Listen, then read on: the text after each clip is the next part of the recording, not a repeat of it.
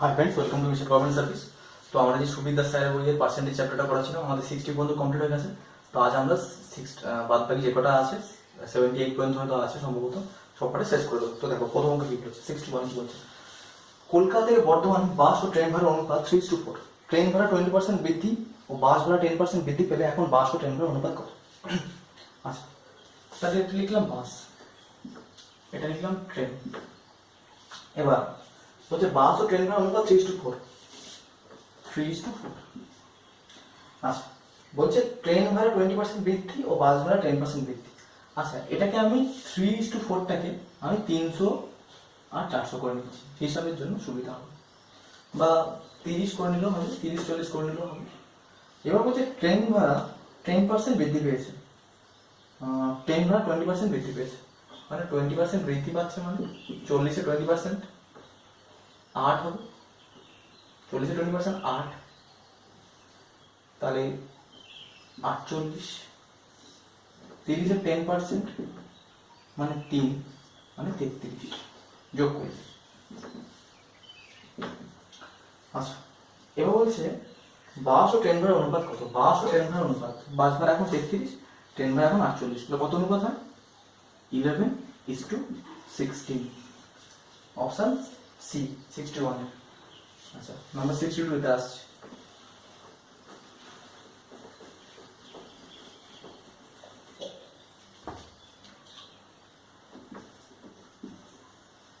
একটি সংখ্যা প্রথমে 10% বৃদ্ধি পেয়ে পরে 10% কমে, তাহলে এক্ষেত্রে সংখ্যাটি কত হবে? যদি একই পার্সেন্টেজ কমে ও একই পার্সেন্টেজ বাড়ে, তাহলে সবসময় একটা ছোট ফর্মুলা হয় পার্সেন্টেজ স্কোয়ার বাই 100, মানে -10 ইন্টু, প্রথমে বাড়ে, আচ্ছা বাড়ে পরে কমে, আচ্ছা তাহলে প্রথমে বাড়ছে পরে কমছে, তাহলে কত হচ্ছে? -100 divide by 100 equal to -1%। Number 63 তে আসছে।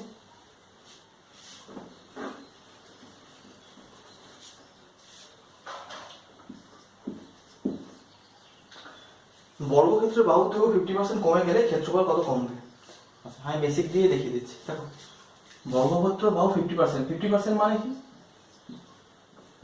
হ্যাঁ, 2 ছিল 1 কমছে, এখন তাহলে 1 থাকছে, 2 ছিল 1 কমছে, এটা হচ্ছে বাহু। বাহু ভাগে 2 ছিল, এখন বাহু হচ্ছে 1। আর বর্গক্ষেত্রের ক্ষেত্রফলের ফর্মুলা কি? বাহু স্কয়ার বা সাইড স্কয়ার। তাহলে দুটো বাহু লিখলাম, এখানে দুটো বাহু, তাহলে রেজাল্ট কি হচ্ছে? 4, আর এখানে 1, কমছে কত? 3, কার উপর কমবে? 3/4, তার মানে 75%। নাম্বার 64 এ যাচ্ছে।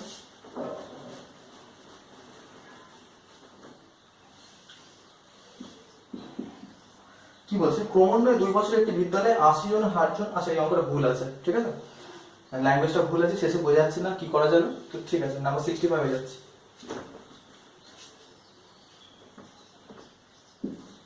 বলছে একটি ব্যক্তি তার বেতনে 75% খরচ করে। আচ্ছা দেখো, 75% মানে কি?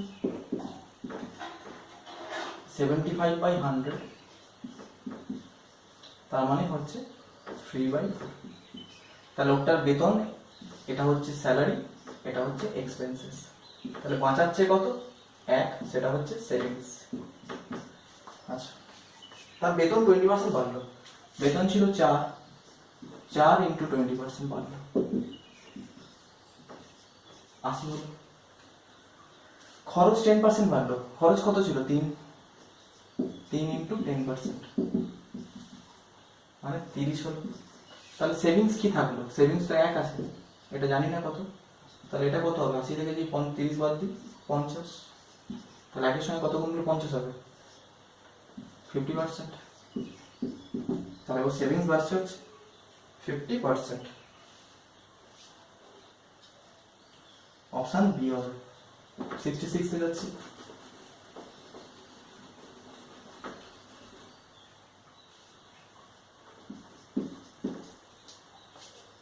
পেট্রোলের মূল্য 20% বৃদ্ধি পেয়েছে, পেট্রোলের দাম, পেট্রোলের ব্যবহার কত কমালে পেট্রোলের বাবদ খরচ অপরিবর্তিত থাকবে? আচ্ছা দেখো, 20% বৃদ্ধি পেয়েছে মানে 4 ছিল 5 হয়েছে, এটা হচ্ছে প্রাইস, কোয়ান্টিটি হবে উল্টো, 5 থেকে 4 হয়েছে, কত কমলো? 1 কমলো, কার ওপর কমবে? 5-এর ওপর, মানে 20%। 67 যাচ্ছে।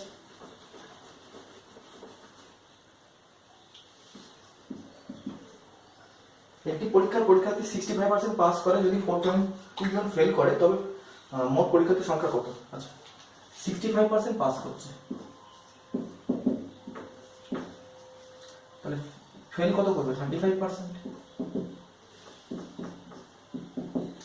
সেটাই দেওয়া আছে আমাদের 420, তাহলে 35 সমান 420, 1 সমান কত? Option 420 divide by 35 into 100, 7 5 7 60 5 12 1200।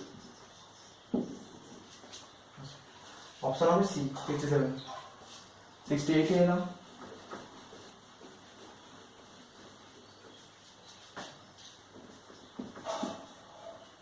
চার ঘন্টা 30 মিনিট একদিনে কত শতাংশ? আচ্ছা দেখো, 4 ঘন্টা 30 মিনিটকে আমি এইভাবে লিখতে পারি 4.5 ঘন্টা, তার মানে 9/2, তাহলে 9/2 ইন্টু 24, সারাদিন তো 24 ঘন্টা ইন্টু 100, এখানে ক্যালকুলেশন করলে হবে 18 3/4%। নম্বর 69 এ যাচ্ছি।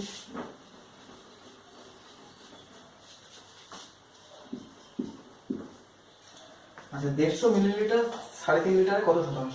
একটা জিনিস দেখে নেবে, kilolitre, hectolitre, decalitre, litre, deci, centi, milli. আচ্ছা, মানে এর থেকে 10, এর থেকে 10, এর থেকে 10, তাহলে এখানে ফিরে আসতে গেলে 3টে 10কে পিছিয়ে আসতে হবে, মানে 1000 দিয়ে ভাগ করবে। বেশ, তাহলে 150 মিলিলিটার মানে কত? 150 ডিভাইড বাই 1000 কত হচ্ছে? 3/20। আচ্ছা, এবার বলছে 3.5 লিটারে কত শতাংশ? তাহলে 3 ডিভাইড বাই 20 ইন্টু 35 লিখলাম, ইন্টু 100, আর 3.5-এর জন্য একটু 10, তাহলে হচ্ছে 20 5 5 7, তাহলে 30/7, মানে 42/7%, 4.2/7%। অপশন হচ্ছে বি। নম্বর 70-তে আসছি।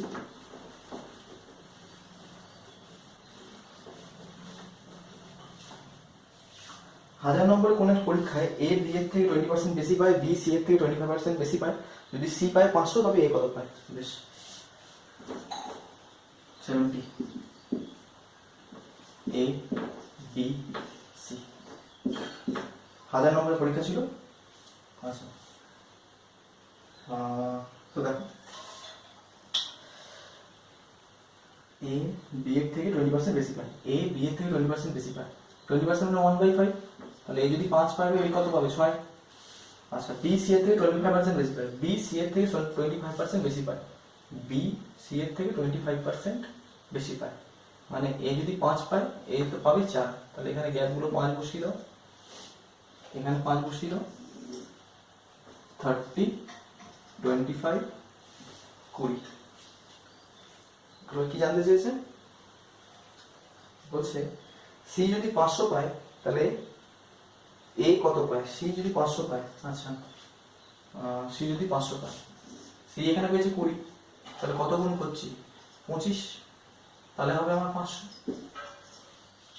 আচ্ছা, এ এখানে পেয়েছে কত? 30, এর সঙ্গে 25 গুণ করবো, পাবে কত? 750। তাহলে 1000 নম্বরের পরীক্ষায় যদি 750 পায়, তাহলে কত পার্সেন্টেজ? 75%, মানে 750 ডিভাইড বাই 1000 ইন্টু 100, 75%। নম্বর 71 যাচ্ছে।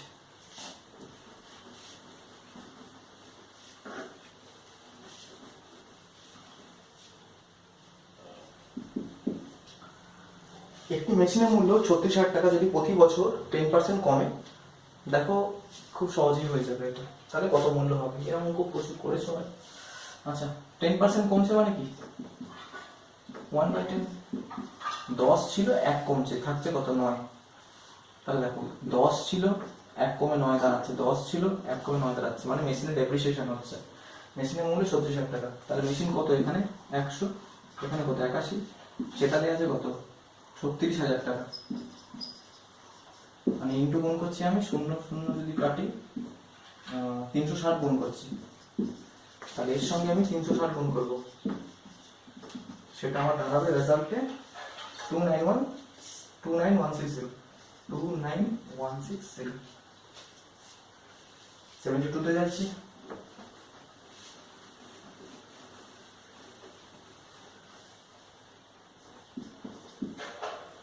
একটি পরীক্ষায় 65% বাংলায়, 55% অঙ্ক এবং 40% উভয় বিষয়ে পাস করে। যদি 40% উভয় বিষয়ে ফেল করে তবে কত? আচ্ছা, আমি একটা শর্টকাট নিয়ম দেখিয়েছিলাম, ভেন ডায়াগ্রাম ছাড়াও। এটি পরীক্ষায় 65% বাংলায় পাস করে। প্রথমে লিখে দাও 5 5 5, সবটা 5 দেওয়া আছে। 65 55 40। আচ্ছা, এবার বলেছিল 40 উভয় বিষয়ে ফেল করে। তাহলে এরা এতে বিষয়ে পাস করলো, এই বিষয়ে পাস করলো, এবার এই করলো 2 বিষয়ে পাস। আচ্ছা, তাহলে এবার দেখি ইন্ডিভিজুয়ালি কি কি পাস করেছে। তাহলে ডাইরেক্ট কিছু করতে হবে না, ডাইরেক্ট এগুলোকে যোগ করে দেবো। তাহলে কত হচ্ছে আমাদের 120%। আচ্ছা দেখো 100 সেরেই যাচ্ছে, যাই হোক কিছু বার করা হবে না ব্যাপার। এবার এর থেকে বাদ দিয়ে দাও, 40 হচ্ছে আমাদের 80। তাহলে 80% আমরা উভয় বিষয়ে পাস করলাম। তাহলে 20% উভয় বিষয়ে ফেল করবে। তাহলে 20% এর ভ্যালু হচ্ছে 40, মানে ইন্টু 2 করছি। তাহলে 100 এর সঙ্গে 2 করবো, 200। এটাতে এইভাবে দেখালাম, আমি ভেন ডায়াগ্রামটাও দেখিয়ে দিচ্ছি। দেখো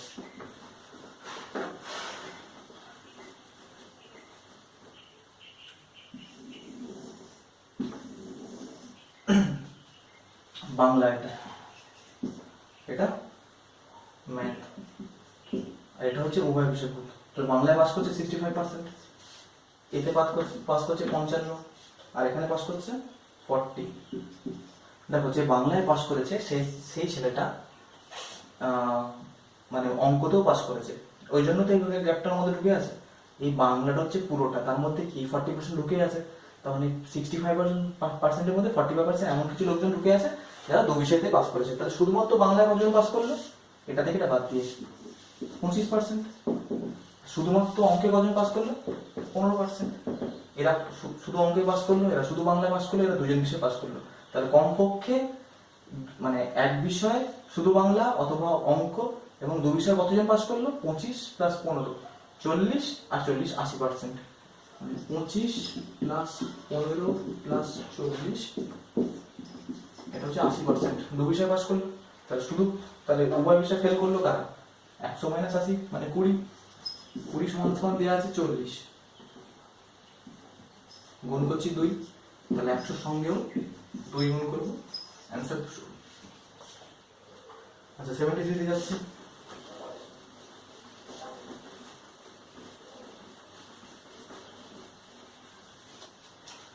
দেখো 73 কি করেছে, সোজাই জাস্ট একটা অ্যাপ্রোপ্রিয়েশন অঙ্ক ইন্টু 45%। 45%কে আমি লিখছি 5 9 20 প্লাস 450 ইন্টু 28%, মানে 28/100। রেজাল্ট কত হয়? আচ্ছা, তাহলে এটাকে যদি 0 0 কাটি, এটাকে 14, এটাও 0 কাটলাম, এটা 0 কাটলাম, 5 2 5 9 2 14, 14 9 126, 14 9 126, 252 অ্যান্সার। সবচেয়ে ইজি এটা, সবাই বলে। 74 যাচ্ছি।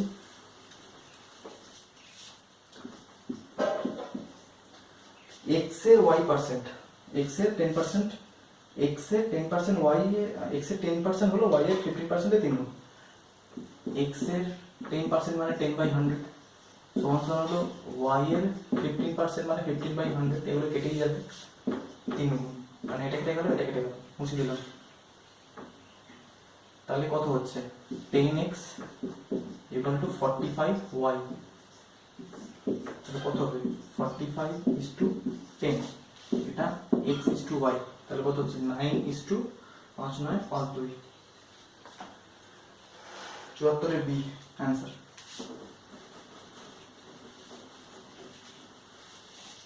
75 যাচ্ছি। আশা করি তোমরা বুঝতে পারছো, না বুঝতে পারলে নিচে কমেন্ট করবে, আমি বুঝিয়ে দেবো। একটি দ্রব্যে 10% কমে যায়, পুরনো মূল্যে ফিরে আসতে গেলে খুবই সোজা।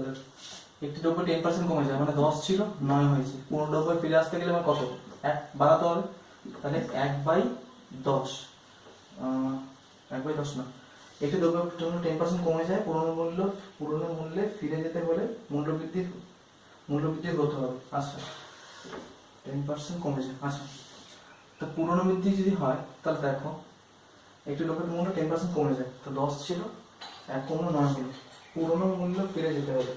পুরনো মূল্য ফিরে যেতে হলে দেখো তাহলে কার উপর বাড়াতে হবে, এর উপর বাড়াতে হবে, এটাতে এখন আছে, এটা 10 ছিল 9 হয়েছে, তাহলে 1 ওকে বাড়াতে হবে, কার উপর বাড়াতে হবে, এর উপর তো বাড়াতে হবে, তারপর এখানে আসতে মানে 1/9 ইকুয়াল টু 11 1/9%। অপশন ডি 75 76 যাচ্ছে। বলছে একটি শহরে মোট জনসংখ্যা 40% অশিক্ষিত।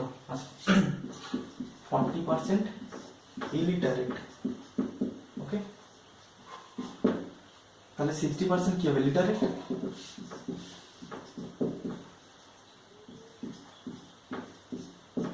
ইলিটারেট মানে অশিক্ষিত, লিটারেট মানে শিক্ষিত।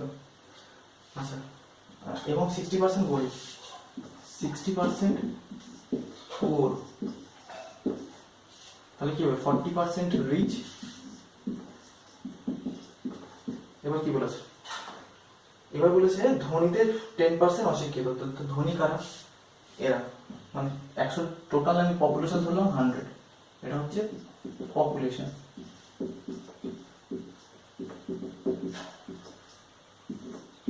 আচ্ছা এর মধ্যে 40 যদি রিচ হয়, আবার 40-এর মধ্যে 10% হচ্ছে অশিক্ষিত, মানে 40 ইন্টু 10% 4, এরা হচ্ছে ইলিটারেট। তাহলে বলতে চাইছে অশিক্ষিত গরিব লোকের সংখ্যা কত, অশিক্ষিত গরিব লোক। আচ্ছা দেখো অশিক্ষিত গরিব লোক মানে এরাও ইলিটারেট, এবার কিন্তু এরা শিক্ষিত, এরা হচ্ছে রিচ, তাহলে পুয়ার ইলিটারেট কত, পুয়ার ইলিটারেট, তাহলে পুয়ার ইলিটারেট মানে এরা হচ্ছে 40-এর মধ্যে 4 ঢুকে আছে, সেটা যদি পুরোটা বাদ দিয়ে দিই তাহলে 36 জন হচ্ছে অশিক্ষিত গরিব, তাহলে 40 - 4 36। আচ্ছা এবার বলছে তাহলে অশিক্ষিত গরিব লোকের সংখ্যা, আচ্ছা গরিব লোকের সংখ্যা কত 60, 100-এর মধ্যে 60% 60, তার মধ্যে 36 জন হচ্ছে অশিক্ষিত মানে 60% হবে, 36 divide by 60 into 100 equal to 60-এর মধ্যে 36 কত হয় 60 6 6 36 60%। আচ্ছা এটা হলো আমাদের 76, তাহলে 77-এ যাচ্ছি।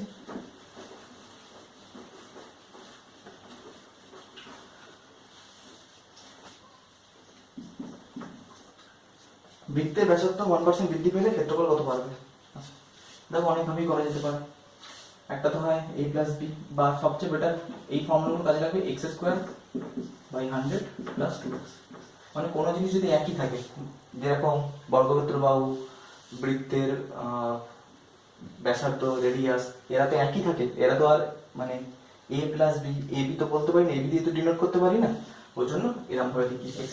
তাহলে কত বলেছে 1% বৃদ্ধি পেয়েছে, তাহলে বৃদ্ধি মানে কি 1 স্কোয়ার করলে 1ই হয় বাই 100, আচ্ছা প্লাস 2x মানে 2 ইন্টু 1, তাহলে কত হচ্ছে 200 plus 1 201 by 100 equal to 2.01%। Option D. আমরা 78-এ যাচ্ছি, যা পড়েই গেল যে p plus q 20%, p plus q এর 20% equal to p minus q এর 50%, p মাইনাস q এর 50%, তাহলে লিখতে পারি p plus q by p minus q equal to 50/20, এটা কেটে যাও মানে 5/2 থাকবে। এটা ডিভিডেন্ড ও কম্পোনেন্ট যদি করি তাহলে p আর q পাই, মানে 5 প্লাস 2 5 মাইনাস 2, ঠিক আছে, আগে ভিডিওতে বলেছিলাম। তাহলে p বাই q যদি করি 5 প্লাস 2 7, 5 মাইনাস 2 3, কি জানতে চেয়েছে? P/Q ratio 7:3।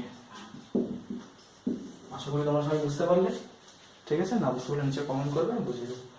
আমার ইচ্ছা আছে যে পরের দিন থেকে রাকেশ যাদব যে ইংলিশ ভার্সন বই, বাংলা ভার্সন বইটা আমি এখন পাচ্ছি না, তো ইংলিশ ভার্সন বই থেকে চ্যাপ্টার ওয়াইজ সলিউশন দেবো, কীভাবে শর্টে করা যায় আমি গুগলে।